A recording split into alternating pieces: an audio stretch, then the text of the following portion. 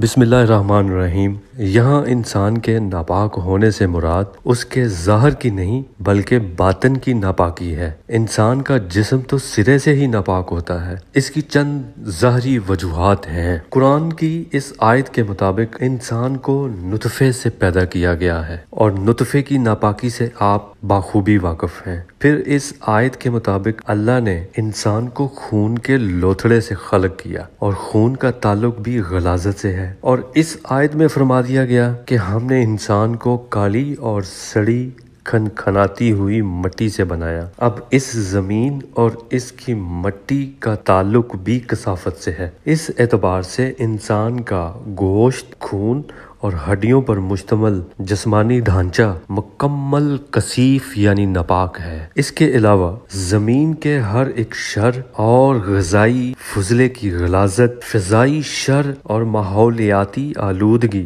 انسان کی رگوں میں تا دیر جمی رہتی ہے۔ انسان کے باطن کا تعلق غائب سے ہوتا ہے اور غیبی معاملات زیادہ تر انتہائی پاکیزگی سے وابستہ ہیں۔ اس میں غائب کا ایک قلیل حصہ ایسا ہے جس کا تعلق عارضی حیات کی ناپاکی سے منسلک ہے، کیونکہ بہت ساری اندیکھی مخلوقات موجود ہیں، بالخصوص جنات، جن کا تعلق بھی خباثت اور غلاظت سے ہے۔ یہاں آپ کے ذہن میں چند اعتراضی سوال جنم لے سکتے ہیں کہ یہاں پاک اور ناپاک مٹی ہے، پاک اور ناپاک غذائیں بھی پائی جاتی ہیں، تو کیا ان میں کوئی فرق نہیں؟ اور کیا ہم صاف پانی سے غسل اور وضو کر کے بھی ناپاک رہتے ہیں؟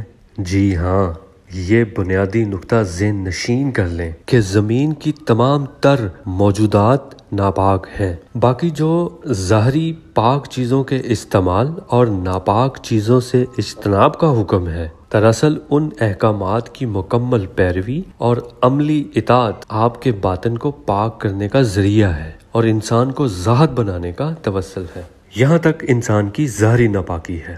اب باطنی ناپاکی کیسی ہے؟ انسان کے ساتھ ایک شر یعنی شیطان جن پیدا ہوتا ہے، اس لیے انسان کو بشر کہا جاتا ہے، یعنی شر کے ساتھ والا۔ اس شر کو خناس کہا جاتا ہے جس کا قرآن میں ذکر ہے، اور ساتھ ہی انسان کے نفسانی 4 جز اور قلب اور روح اس کے اختیار میں دے دیے گئے ہیں، اور قرآن کی اس آیت کے مطابق نفس کا پہلا درجہ انسان کو برائیوں کی طرف یعنی خود پسندی، حسد، بغض، انا، تکبر، جھوٹ، چوری وغیرہ وغیرہ فحش امور کی جانب اور گناہوں کی مختلف اشکال کی طرف راغب کرتا ہے، اور انسان کے قلب میں انسان کو دیگر مخلوقات سے افضل کروانے والی مخفی طاقتیں موجود ہیں، اور شیطان کا نمائندہ شر آلودہ خناس انسانی قلب پر کثیر تعداد گرہیں لگا دیتا ہے اور گناہوں کی سیاہی قلب کو سیاہ کرتی رہتی ہے، اور حکم الہی کی نفی قلب کو دھیرے دھیرے سخت اور آلودہ کرتی رہتی ہے۔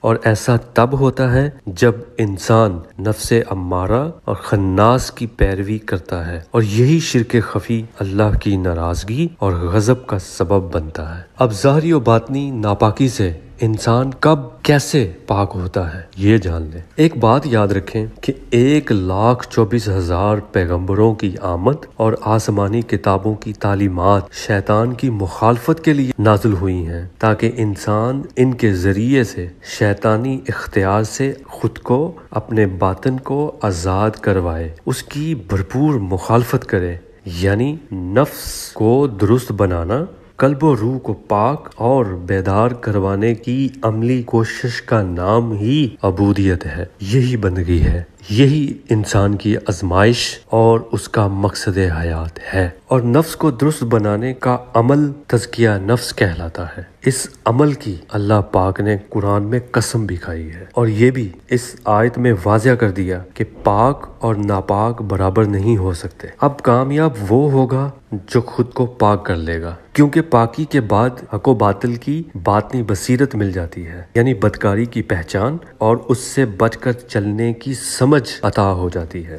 اور جس شخص نے اپنی لا علمی یا ہٹ درمی کی بنا پر اسے خاک میں ملا دیا، یعنی نفس کو اس کی پہلی حالت نفس امارہ کو تزکیہ نفس کیے بنا ہی انسان مر گیا، تو وہ ناکام ہو جائے گا۔ اور اس آیت کے مطابق روز محشر اللہ ناپاک شخص کو پاک شخص سے جدا کر دے گا، پھر تمام ناپاکوں کو اکٹھا کر کے جہنم میں پھینک دے گا۔ یہی سچائی ہے۔ اب جب تک انسان تزکیہ نفس سے خود کو پاک نہیں کر لیتے، وہ آب زمزم سے غسل اور وضو بھی کرتے پھریں تو بھی ناپاک ہی رہیں گے، اور انسان کی یہ ناپاکی اس کی تمام تر عبادات کو اکارت کر ڈالے گی۔